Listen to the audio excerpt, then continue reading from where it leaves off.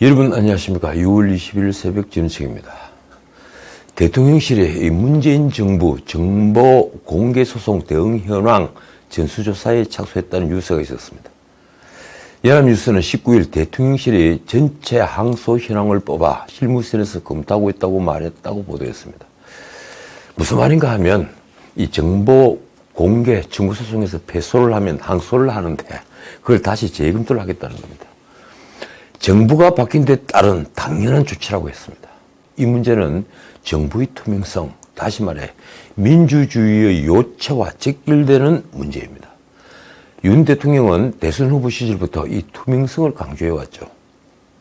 최근 새 공무원 이시 피살 사건, 그러니까 이대준 씨로 어제부터 공개가 됐습니다. 이 이대준 씨 피살 사건과 관련해서 유족이 제기한 정보 공개 소송에서 항소를 취하고 해경이 보유한 당시 수사 자료를 공개한 것이 그것입니다. 국민의 관심이 쏠린 문제는 무엇일까요? 바로 김정숙의 옷값 소송입니다. 서울행정법원은 올해 초 청와대의 특활비 지출 결의서 그리고 운영 지침, 문재인 김정숙 부부의 의전 비용과 일자별 지출 내역 등을 공개하라고 판결했습니다. 그런데 당시 청와대는 공익을 해칠 수 있다며 항소했습니다. 그게 왜 공익을 해칠 수 있는 걸까요? 그 직후에 그 자료들은 대통령 기록물로 지정돼서 15년간 봉인이 되었습니다. 집권하자마자 이 박근혜 대통령이 국정원 특수활동비를 가져와 쓴 걸 밝혀내고 뇌물죄, 국고손실죄 등으로 전임 국정원장 3명 모두를 구속했던 문재인이 막상 자신이 쓴 특수활동비 내역은 숨긴 것입니다. 기가 막힐 일입니다. 그리고 이 대통령 기록물로 지정되었으니 이를 공개하려면 국회 재적의원 3분의 2 동의가 있거나 고등법원장의 결정이 있어야 합니다. 새 공무원 피살 사건과 관련해 청와대의 핵심 정보, 예컨대 북한군의 당시 통화 내용이 함께 공개되지 못한 것도 바로 대통령 기록물이기 때문입니다. 언론은 특히 2019년 탈북선언 강제 북송과 삼척항 목선 귀순 등 이 안보를 이유로 정보 접근이 차단됐던 사건에 대한 재조사가 이루어질지도 주목된다고 썼습니다. 그 사건도 유명했죠. 유엔에까지 논란이 됐으니 말입니다. 문재인 정부는 2019년 11월 목선을 타고 귀순한 탈북 주민 2명이 인쇄 사진을 저지르고 탈북한 중학범이라는 이유로 북송을 결정했습니다. 그 6월에는 삼척항으로 목선을 타고 귀순한 4명 중에 2명은 귀순 의사가 없다며 북한으로 또 돌려보냈죠. 어떻든 앞으로 지켜볼 일입니다. 이 신적폐 청산이냐 정치보복이냐, 대부분 언론이 한두 번씩은 썼던 제목입니다. 그 답은 뻔한데도 말입니다. 민주당은 윤석열 정부가 새 공무원 피살 사건의 경위에 관해 감사에 착수하자 정치보복이라며 강력히 반발했습니다. 당시 해수부 공무원 이모 씨가 자진 월북했다고 단정한 배경에 문재인 청와대가 있다는 의혹이 연이어서 언론에 등장하면서입니다. 게다가 산업부 블랙리스트 사건부터 여성가족부 공약개발 사건까지 전 정권의 적폐에 검찰이 본격적으로 칼을 들이대고 있습니다. 또 있죠. 여기에 울산시장 선거개입 사건부터 원전 경제성 평가 조작 사건까지 문재인 정권 권력의 핵심을 정주준하고 있는 사건은 한둘이 아닙니다. 윤 대통령은 정상적인 시스템이라고 할 뿐입니다. 이미 발생한 범죄를 숨길 수도 없으니 말입니다. 민주당은 총력을 다해 저항하고 있습니다. 비대위원장 우상호는 민생보다는 친북 이미지, 북한에 굴복했다는 이미지를 만들기 위한 신색깔론이라고 역공을 폈습니다. 그게 왜 색깔입니까? 진실이 그런데 말입니다. 그는 16일 기자회견에서 당시 문재인 청와대 안보실이 월북으로 결론을 바꾸라고 지시했다는 의혹에 대해 지금 여당 의원들도 그때 다 보고 월북이라고 얘기한 적이 있다고 항변했습니다. 그게 시국마다 또 뉴스가 됐더군요. 그런데 당시 정보위 간사였던 하태경은 17일 라디오에서 이렇게 폭로했습니다. 해경 간부가 정권이 바뀌기 전에 저를 찾아와 양심 선언을 했다. 수사하기 전에 이미 월북 결론이 나 있었다고 했다. 수사 전에 누군가가 월북 결론을 미리 하달했다는 의미입니다. 그게 누굴까요? 군부의 핵심 청와대겠죠.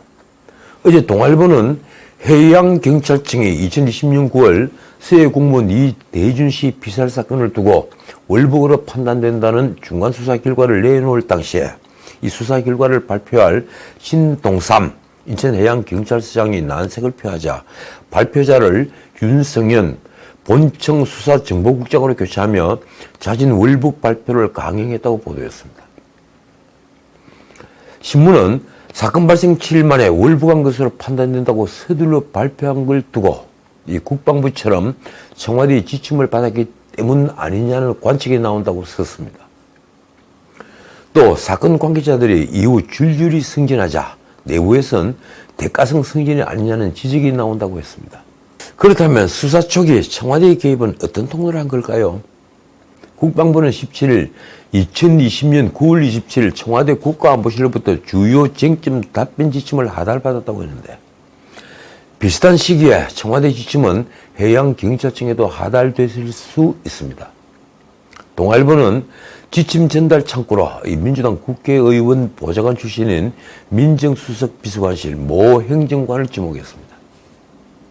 유족 측은 21경 고소할 대상에 당시 국가안보실장 서훈 그리고 민정수석 비서관 김종호에다가 민정비서관 이광철을 추가할 것이라고 했습니다.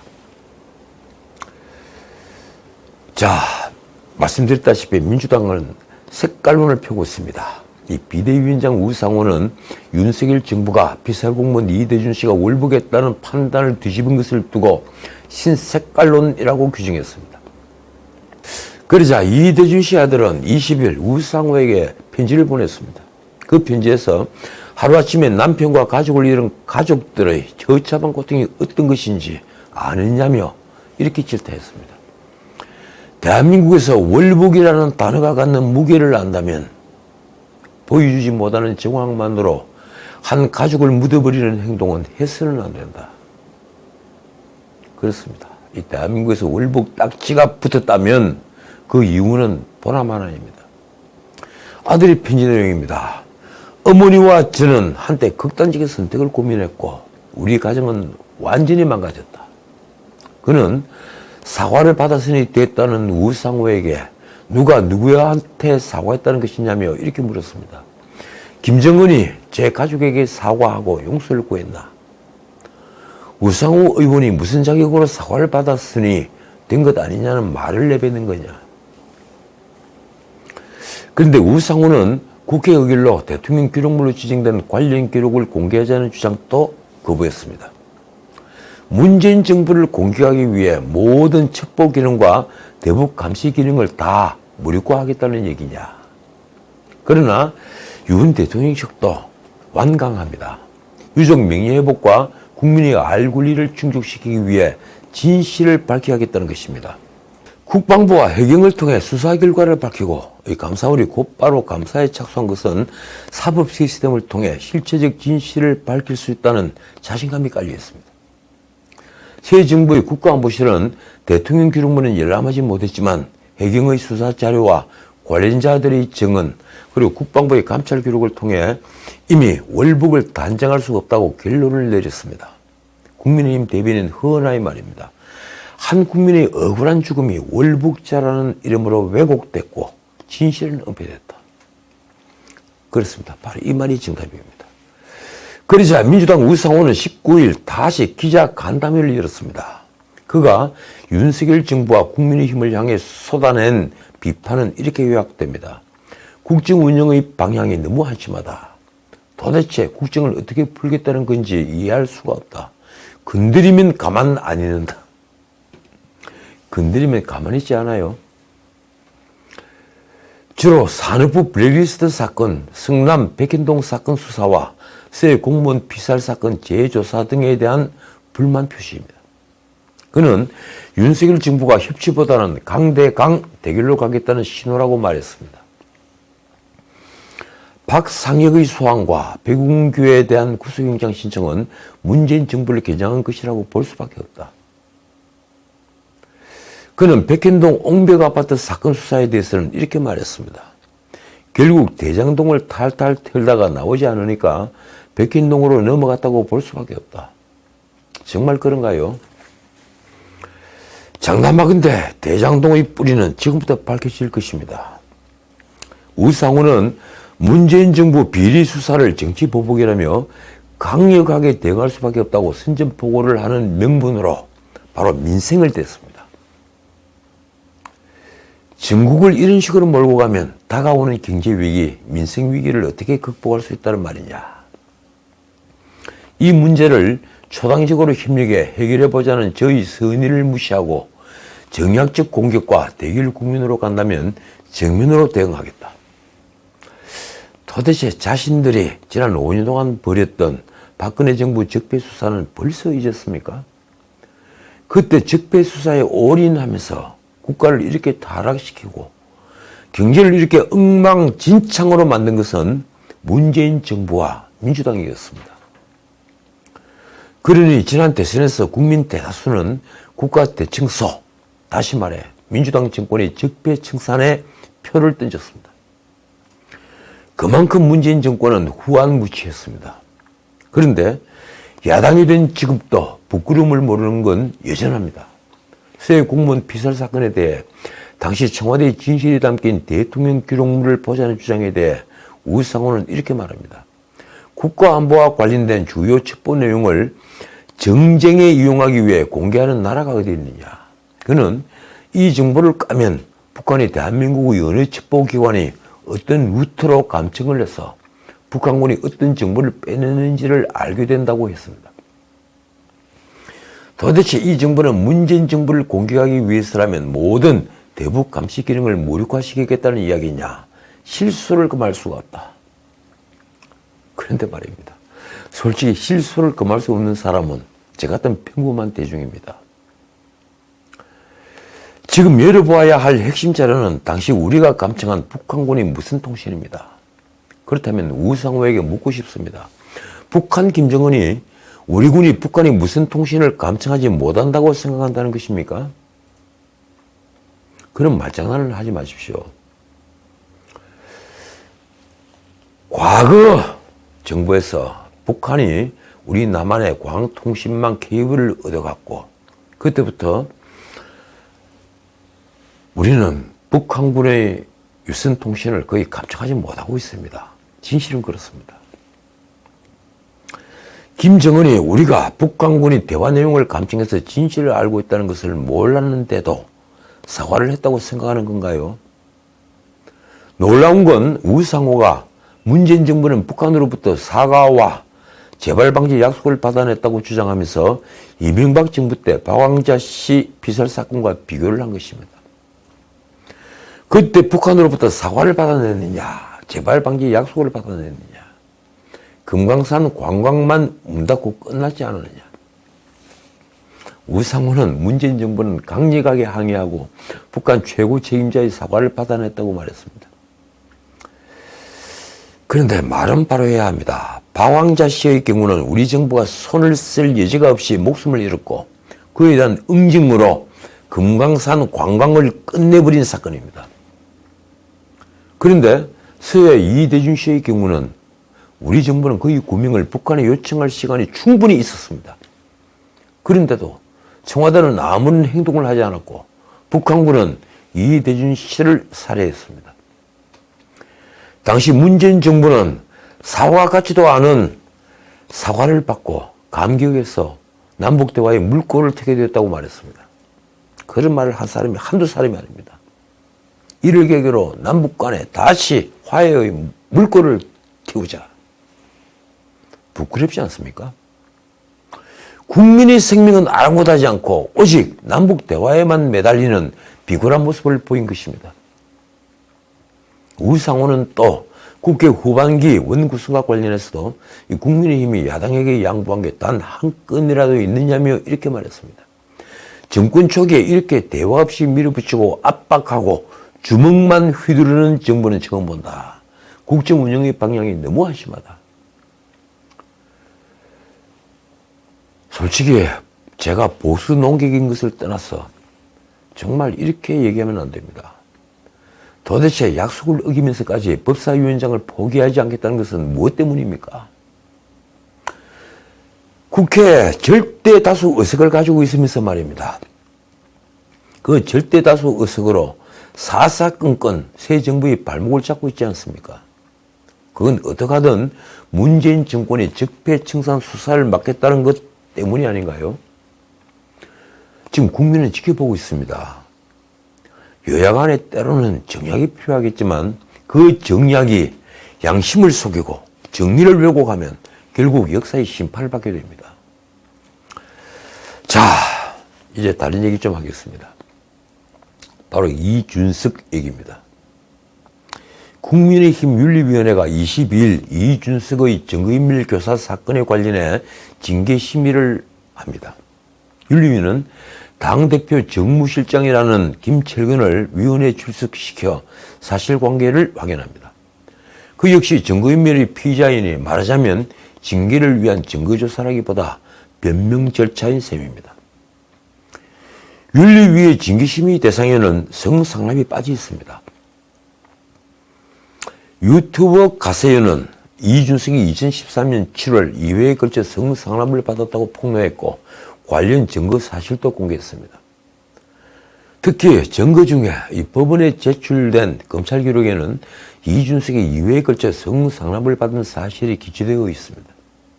그런데 성상납은 징계 대상에서 제외된 것입니다. 실체적 진실을 확인하기 어렵다는 이유에 쓰입니다.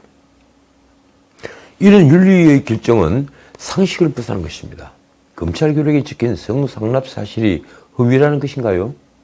무엇보다도 성상납을 받은 사실이 없는데도 왜 심야에 대전까지 가서 비굴한 말로 납작 엎드렸습니까? 당시 이준석은 심야에 김철근을 대전에 보내 성접대를 한 장모 등을 회유하면서 증거인멸을 시도했습니다. 김철근이 써준 7억 원 사업 투자 약속 각서가 바로 그것입니다. 이 뻔한 사안을 두고 당내 긴장감이 고조되고 있다고 합니다. 언론은 이준석의 정치적 운명이 걸려있다고 썼습니다. 윤리위원장 이양윤은 과거 한나라당 박근혜 비대위 때 이준석과 함께 비대위원이 된 사람입니다. 그는 18일 윤리위원장 명의의 입장문을 냈습니다. 이렇습니다. 윤리위원회 활동에 대한 다양한 추측성 정치적 해석이 제기되고 당 사무처의 부적절한 업무 처리로 윤리위원회의 정상적인 활동이 심각한 지장을 받고 있다. 도대체 당 사무처의 부적절한 업무 처리가 무엇입니까? 이양의 말입니다. 윤리위원회의 권한은 제한적인데도 불구하고 수사기관에 준하는 판단을 요구하는 것은 당헌 당규를 제대로 이해하지 못한 데서 비롯된 주관적 주장이다. 윤리위원회의 운영에 지장을 주는 부적절한 정치적 행위가 재발되지 않기를 바란다. 이 말은 아마도 이준석이 17일 한겨레와의 인터뷰에서 경고도 받아들이기 어렵다. 이 성상납 의혹은 윤리위의 판단 대상이 아니다. 라고 한 데 대해 반박을 한 것으로 보입니다. 솔직히 이준석의 말은 선을 넘어도 한참 넘은 말입니다. 경고도 받아들이기 어렵다. 이 무슨 막말인가요? 이준석은 국민의힘에서 절대 권력자라는 말입니까? 우선 윤리위에 회부된 비위 사실은 참으로 낯뜨거운 사건입니다.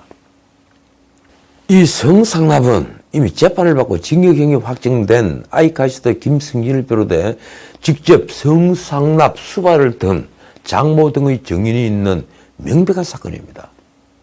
빼다 박도 못하는 사건입니다. 검찰의 수사 기록에도 이준석이 2차례에 걸쳐 성상납을 받았다는 사실이 적시되어 있습니다. 이준석은 이를 은폐하려고 측근 김철근을 심야에 대전으로 내려보내 7억 원을 투자하겠다는 각서까지 써주었습니다. 증거인멸 행위인데 이 당시 정황이 담긴 이준석의 음성 녹음 파일도 공개됐습니다. 그런데도 그가 당대표 자리에 버티고 있다는 걸 저는 정말 이해할 수가 없습니다. 공당의 대표라면 이런 추악한 사실에 연루된 것만으로도 물러나야 합니다. 선진 민주정이었다면 벌써 체포되어 수사를 받아야 할 일입니다. 100%를 양보해도 이준석이 박근혜 정부 당시에 호가호위하면서 대전까지 내려가 향응을 제공받았다는 사실은 그가 공인의식이 전혀 없는 인물이라는 것을 증명합니다. 그가 박 대통령이 아끼는 청년 정치인으로 알려지지 않았다면 누가 그런 향응과 뇌물을 제공했겠습니까? 여러 증거에 의하면 그는 성상납을 요구했고 그걸 전혀 부끄러워하지 않았습니다. 그 당시 주고받은 문자도 모두 공개됐습니다. 그렇게 박 대통령을 배경으로 호가호위했던 이준석은 막상 탄핵 진국에서 매몰차게 박근혜를 배신했습니다. 유승민을 따라갔죠. 이런 자가 정당의 대표가 됐다는 것 자체가 저는 이해되지 않습니다. 아무리 우리 정치판이 치열한 삶을 살아본 적이 없는 건달들이 스치는 곳이라 해도 말입니다. 그런데도 이준석은 부끄러운 줄도 모르고 이 경고도 받아들이기 어렵다고 했습니다. 우리가 후한무치하다고 꾸짖는 민주당에도 문재인 정권에도 이런 뻔뻔스러운 말을 하는 자는 없습니다. 윤리위 징계는 경고, 당원권 정지, 탈당 공고, 제명 등 4단계입니다. 윤리위는 위원장을 포함해 총 9명인데 과반 출석에 과반 찬성으로 징계안을 가결할 수 있습니다. 국민의힘은 작년 8월 국민권익위 조사만으로 부동산 법령 위반이 의심된다며 강기윤, 최춘식 그 두 의원 등 5명에게 탈당을 공고한 선례가 있습니다. 그렇다면 이준석에게 합당한 징계는 무엇일까요? 제명 하나뿐입니다. 그런데 제명은 어총 의결을 거쳐야 하니 탈당 권고가 사실상 최고 징계 수위라는 평가가 많습니다. 탈당하지 않으면 자동 제명을 하니 말입니다. 이준석에게 당원권 정지 이상의 징계가 내려지면 당은 당규상으로 대표직을 내려놔야 한다고 합니다. 이준석은 한겨레와의 인터뷰에서 중독 하차에 관해 이렇게 말했습니다. 기우제 수준의 이야기다. 이 말을 듣고 저는 구역질이 치밀어 올랐습니다. 정말 참을 수 없었습니다. 지금 이준석을 징계하지 못한다면 집권 여당은 망합니다. 제가 장담합니다. 자, 오늘은 여기까지입니다. 우리 경제 정말 어렵습니다. 아무도 경험하지 못한 복합 위기입니다. 어제 정시는 다시 검은 월요일을 연출했습니다. 전문가들이 코스피 바닥이 2,400이라고 했는데 그 2,400이 무너져 2,391.03까지 밀렸습니다. 국민주 삼성전자를 산 개미들은 지금 패닉에 빠졌습니다. 6만 전자가 됐습니다. 이런 폭락에도 공매도를 금지한다는 말은 없습니다. 공매도 세력만 배를 불리고 있습니다. 3고의 민생 아우성인데 물가안정대책은 관련법을 바꾸지 못해 국회에서 묶여 있습니다. 국회가 열리지 못하니 말입니다. 어제 조선일보는 일면 헤드라인으로 RA 공포를 다뤘습니다. RA 공포. 이 유가 6% 급락, RA 공포 수면 위로. 미 연준 등 각국 중앙은행들이 인플레이션을 잡기 위해 급격하게 기준금리를 올리면서 소비 위축 등 경기 둔화가 세계적으로 나타나고 있다는 것입니다. R은 곧 경기 침체, 리세션, 이 리세션이 R을 의미합니다. 조선일보는 글로벌 교역, 소비, 유가 이 세 가지가 다 꺾여서 경기 침체를 가리키는 3대 빨간불이 켜졌다고 썼습니다. 자, 이런 판에 잊히고 싶다는 문재인은 트위터 페이북에 이어서 인스타그램까지 열고 SNS 활동을 확대했습니다. 왜 사람들은 이 자신을 알기 위해 이렇게 애를 쓰는 걸까요? 그 시간에 민주주의에 관한 책이라도 한 권 읽는다면 중국을 보는 눈은 조금 달라지지 않겠습니까? 반지성 운운하기 전에 자신의 지성을 채워야 할 일입니다. 명색이 자유민주주의 국가 대한민국의 대통령을 지낸 분이니 말입니다. SNS를 하지 않는 저로서는 정말 알 수 없는 대목입니다. 지금까지 전우책이었습니다.